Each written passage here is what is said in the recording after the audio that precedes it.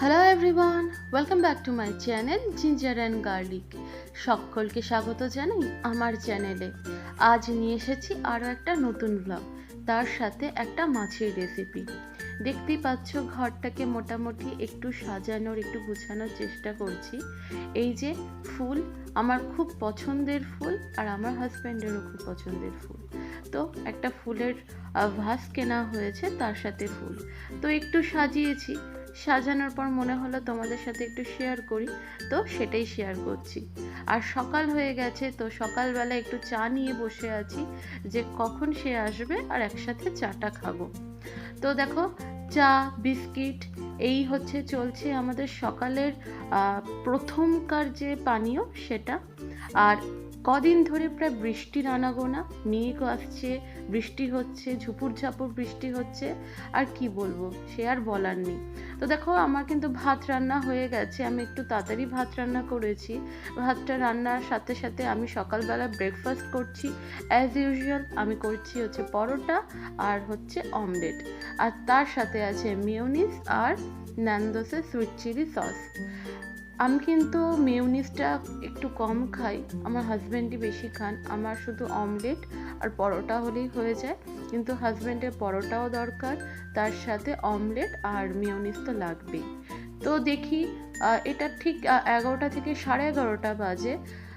জানালাটা খুলে দেখলাম, এটা জানালাটা বলা ভুল, এটা হচ্ছে আমাদের ব্যালকনি বলতে পারো। এই ব্যালকনিটা খুলেই দেখি সারা আকাশে মেঘ, ভাসা মেঘ, কখন আসে কখন যায় বলাটা খুবই কঠিন। ঝুপঝুপ করে বৃষ্টি নামে, একটু আগেও বৃষ্টিটা নেমে গেছে। তো ভাবলাম আজকের দিনে কি রান্না করা যায়, ভাত তো হয়েই গেছে, তো আজকে আমি রান্না করব মাছের ঝুরা। দেখো, এগুলো হচ্ছে পোনা মাছ। এই পোনা মাছ মানে রুই মাছের যে বাচ্চাগুলো হয় সেই মাছ। তো সেই মাছগুলোকে না ছোট ছোট করে কেটে নিয়েছি। ওই মাছগুলো আর খেতে ভালো লাগছিল না, ভাবলাম একটু আলাদাভাবে রান্না করি। তো টমেটো, পেঁয়াজ, আদা, রসুন আর লঙ্কার গুঁড়ো, হলুদের গুঁড়ো আর নুন, এইটুকু দিয়েই রান্না করব। যদিও বা রসুনটা ব্যবহারের ক্ষেত্রে আমার একটু আপত্তি আছে, কিন্তু মাছটা অনেক দিন ধরে ফ্রিজে পড়েছিল, আর এটা যদি এইভাবে রান্না না করি তাহলে কিন্তু মাছটার ব্যবহার আর হবেই না। আর এই মাছটা কবে খাবো সেটাও কিন্তু বলতে পারি না, ফ্রিজের কোন কোনায় পড়ে থাকবে সেটা আর বলার নেই। তো দেখো, আমি আদা, রসুন, শুকনো লঙ্কা আর জিরে দিয়ে দিলাম, আর দিয়ে দিলাম জল, দিয়ে একটা মিক্সড করে নিয়ে একটা পেস্ট বানিয়ে নেব। পেস্টটা একটু মিহি করব, কারণ মিহি করলে কি হয়, ভালো লাগে।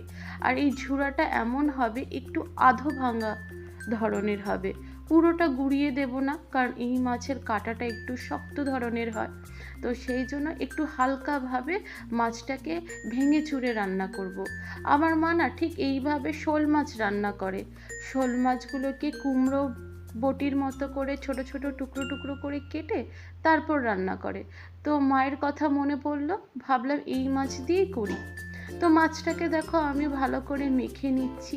পেঁয়াজ, ওই মশলার পেস্ট, হলুদের গুঁড়ো, লঙ্কার গুঁড়ো, নুন আর টমেটো, এই দিয়ে আমি ভালো করে মেখে নেব। হাতের সাহায্যে মাখালে তরকারির স্বাদও ভালো হয়, আর কিন্তু সব জায়গায় মশলাটাও ঢোকে। তো এইভাবে আমি করছি। আর কারোর যদি খারাপ লেগে থাকে এইভাবে মাখাটা, হাতে মাখাটা দেখতে, তো স্কিপ করতে পারো।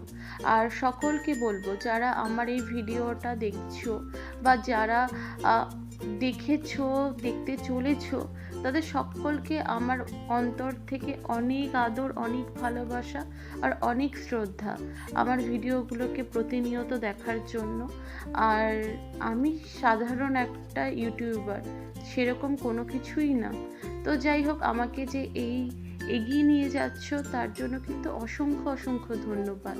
তাই আগেই বলবো, যদি নতুন আমার দর্শক থাকো তাহলে অবশ্যই পুরো ভিডিও দেখে তারপর পছন্দ হলে একটা লাইক, কমেন্ট, একটা শেয়ার করতেই পারো, আর তার সাথে সাবস্ক্রাইব করতে পারো। আর পুরনো যারা বন্ধুরা আছো তারা কিন্তু অবশ্যই একটা লাইক দিয়ে দেখো। দেখো, আমি একটু সর্ষের তেল পরে দিয়ে মেখে ঢেকে রেখেছিলাম। এখন প্যানের মধ্যে আমি সর্ষের তেল দিলাম আর জিরের ফোড়ন দিলাম।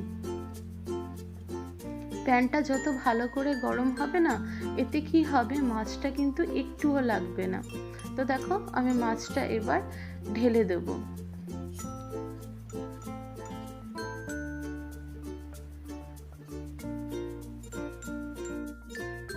এবার আমি মাছটাকে আলতো হাতে নাড়াবো আর সমানভাবে খুন্তির কোনা দিয়ে ছড়িয়ে দেব। যেহেতু আমার ফ্রাইং প্যানটা চ্যাপ্টা, আমি চেষ্টা করেছি মাছটাকে সমানভাবে ছড়িয়ে দিতে, তাহলে মাছটা খুব ভালো করে ভাজা ভাজা হবে আর সেদ্ধও হবে।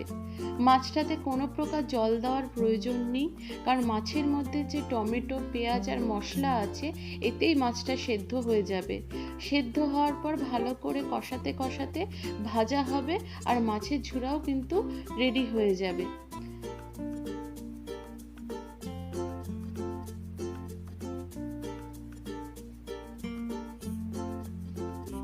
মাছের ঝুড়া যত বেশি ভাজা ভাজা হয়, খেতেও কিন্তু খুব ভালো লাগে।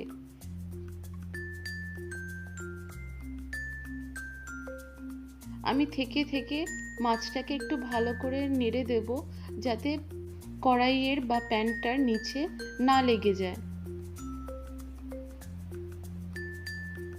দেখতেই পাচ্ছ চারপাশ থেকে কিন্তু তেলটা বেরিয়ে আসছে, মানে মশলা প্রায় কষে এসেছে আর মাছটাও কিন্তু প্রায় ভাজা ভাজা হয়ে এসছে।